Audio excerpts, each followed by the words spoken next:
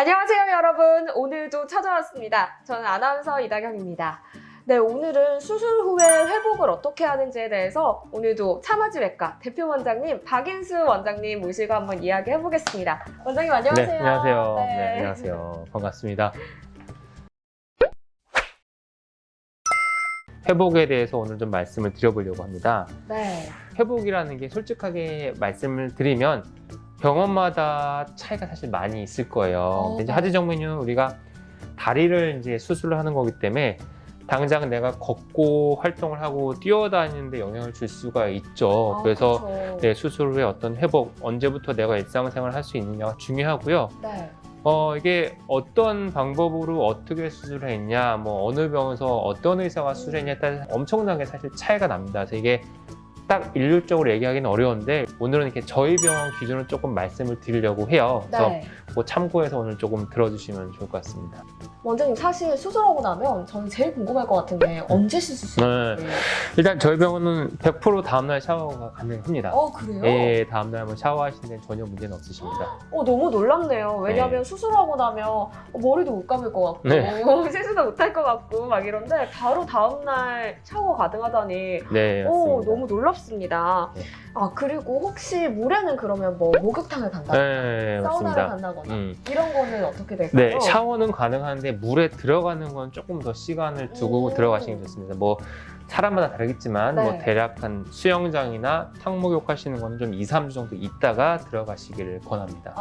그렇구나. 그러면 샤워는 할 수 있대 탕이나 사우나에는 좀 천천히 들어가라. 근데 그게 이유가 있나요? 일단은 상처가 좀 덧날 수 있기 때문에 그런 건데요. 이게 뭐 크게 절개를 하는 경우는 없지만 그래도 네. 어쨌거나 다리에 미세한 상처들이 있고요. 우리가 가볍게 샤워하고 말리는 건 상관없는데 물에 들어가는 거는 아무래도 조금 상처를 회복하는데 좀 감염이나 어떤 염증의 우려가 있기 때문에 물에 들어가시는 거, 뜨거운 물에 들어가서 뭐 피부가 물에 뿔거나 하는 거는 조금 있다가 2, 3주 있다 하시는 게 좋을 것 같습니다. 이거 수술하신 분들 정말 잘 기억해놔야 될 것 같아요. 샤워는 할 수 있지만 뜨거운 물은 좀 피해라. 그다음 사우나도 좀 피해라. 오래 물속에 들어가는 것도 피해라. 이렇게 기억하면 될 것 같습니다. 맞습니다. 네, 그리고 저희가 또 보니까 회사 다니시는 분들, 직장인 분들이 또 수술하시는 경우가 꽤 많이 있더라고요. 그렇죠. 네, 그런 분들은 아무래도 수술 후에 언제부터 출근이 가능한지 그런 부분이 궁금할 것 같아요. 네, 맞습니다. 이게 정상 출근이 언제부터 가능한가요? 일은 언제부터 나가나요? 사실 많이들 물어보시는데요. 이게 또 일하시는 패턴에 따라 사실 차이가 많이 있어요. 그래요? 예를 들어서 만약에 내가 뭐 집에서 가까운 회사에 뭐 차를 타고 가서 그냥 앉아서 실내에서 일하시는 사무직이다. 네. 그럼 사실 수술하고 나서도 당일날 다 걸어서 집에는 가니까 다음날 출근해서 앉아서 업무를 하는데 사실 전혀 문제는 없거든요. 그래서 실제로 보통 앉아서 일하시는 사무직이시면 다음날 뭐 정상 출근이 가능합니다 라고 말씀을 드리고요. 뭐 실제로도 90% 이상에서 다음날 출근하는데 문제는 없습니다. 근데 이제 다행이네요. 다만 많이 서 있거나 하루 종일 걷거나 뭐 불편한 뭐 구두나 신발을 좀 신고 많이 걸으시거나 조금 육체적인 노동, 무거운 걸 들고 계단을 많이 다니셔야 되고 뭐 하루 종일 서서 일하시는 뭐 식당 일을 하시거나 아니면 뭐 바닥에 좀 쭈그리고 앉아야 되는 그런 동작이 있으신 분들은 수술하고 나서 다음날 그렇게 조금 다리를 많이 쓰면 아무래도 좀 불편하세요. 그래서 많이 서 있거나 다리를 많이 쓰셔야 되는 분들은 그래도 조금 최소한 하루 이틀 정도는 추가적으로 좀 쉬시는 게 아무래도 회복에는 도움이 될 수 있습니다. 그리고 아까 원장님께서 뭐 쭈그려 앉거나 이런 부분은 또 조심해야 된다고 했는데 그럼 운동에도 그런 동작들이 참 많잖아요. 그렇죠.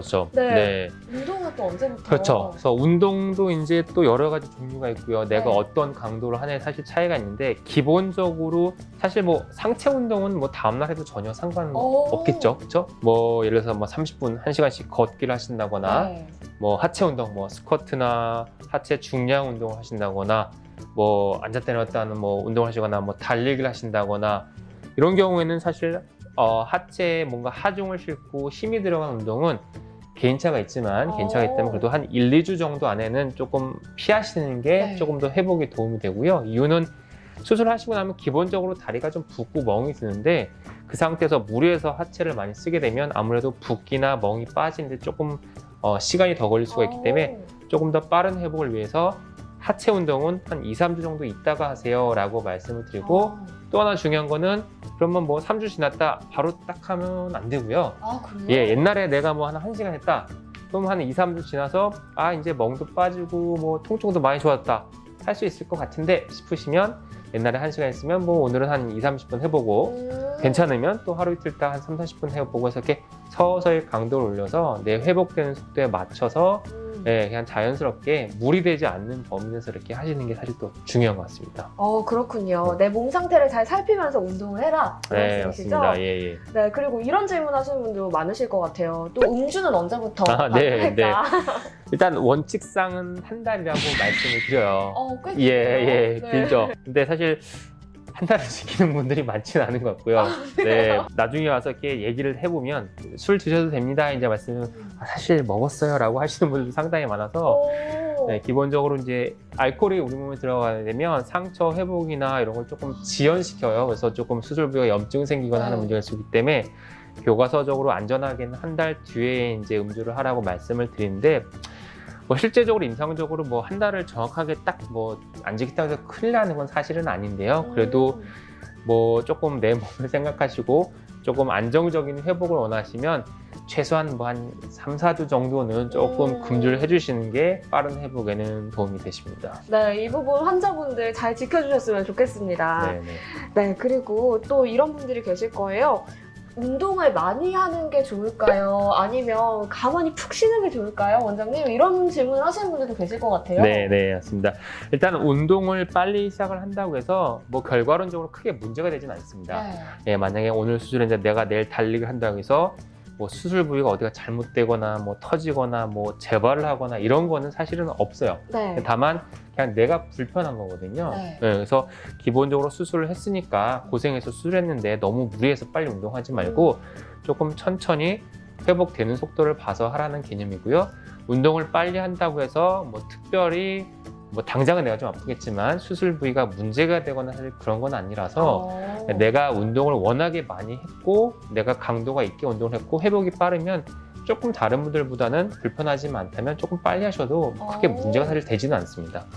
이런 거네요. 내가 도저히 운동을 못 참아가지고 꼭 해야 되겠다 하시는 분들이 있으시잖아요. 있죠. 네, 예. 운동 너무 좋아하시는 분들. 예. 그런 분들은 이제 하루 이틀은 푹 쉬시고 그 다음부터 몸 상태에 맞춰서 차근차근 네, 운동하면 네, 너무 좋을 것 맞습니다. 같다. 네. 이런 말씀이신 것 네. 같습니다. 네, 오늘 이야기를 들어보니까 수술 후에 회복 과정 굉장히 중요하죠. 근데 수술을 어떤 병원에서 어떤 원장님께 하느냐에 따라서도 그 과정과 회복 속도가 차이가 많이 날 것 같습니다. 우리나라에서 둘째가라면 서로 또 하지정맥류 전문 차마지 외과의 박인수 원장님과 함께라면 저는 수술 회복도 문제가 없을 것 같습니다. 네, 그러면 마지막으로 원장님, 네네. 저희 이 수술 후 회복 과정의 마지막으로 정리 한번 해주시고 네. 또 오늘도 차마지 외과 자랑을 해볼까요? 제가 계속 부탁드리고 있어요. 네. 자랑해달라고. 그래요. 일단은 뭐 말씀드리면 회복. 기본적으로 뭐 가벼운 일상생활, 그냥 집안생활 하거나 가벼운 활동, 가벼운 외출, 뭐 단거리 운전 같은 것 대부분 내가 늘 해오던 일상생활의 90%는 다음날 가능하다. 샤워도 다음날 가능하다. 앉아서 일하시는 사무직이라면 다음날 출근 가능하다. 다만 많이 서 있거나 하체를 많이 써야 되는 일이면 조금 하루 이틀 또는 상황에 따라서 조금 더 쉬는 게 좋다.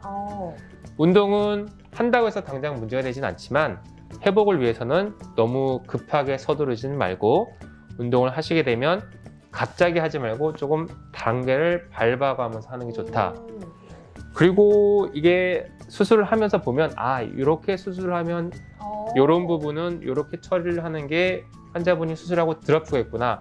뭐 마취나 이런 거는 이렇게 해주는 게 좋겠다. 이런 게 있거든요. 네, 그래서 사실 이제 그 수술을 사실 많이 하고 경험이 많은 의사한테 수술하는 것도 사실 상당히 중요합니다. 이게 그래서 똑같은 수술이라도 하다못해 상처를 조금이라도 덜 내는 게 회복도 빠르고 통증도 적거든요. 그래서 가급적이면 뭐 반복되는 얘기지만 경험이 많고 잘하는 의사한테 수술하는 것도 상당히 중요한 것 같습니다. 네. 네, 그렇습니다. 오늘 이렇게 들어보니까 저는 수술이라고 하면 괜히 무섭고 이랬는데 또 회복 과정이 생각보다 간단해서 만약에 내가 불편함을 안고 있다면 수술을 빨리 하는 것도 하나의 방법이지 않을까라는 생각이 듭니다. 맞습니다. 그리고 무엇보다 아까 원장님께서 말씀하셨듯이 정말 어떤 의사 선생님께 어떤 병원에서 치료를 받느냐가 가장 중요하니까요. 환자분들은 그 부분도 염두에 두시기 바랍니다. 네, 오늘은 그럼 여기까지 하겠습니다. 저희 또 다음 시간에 뵙겠습니다. 감사합니다. 감사합니다.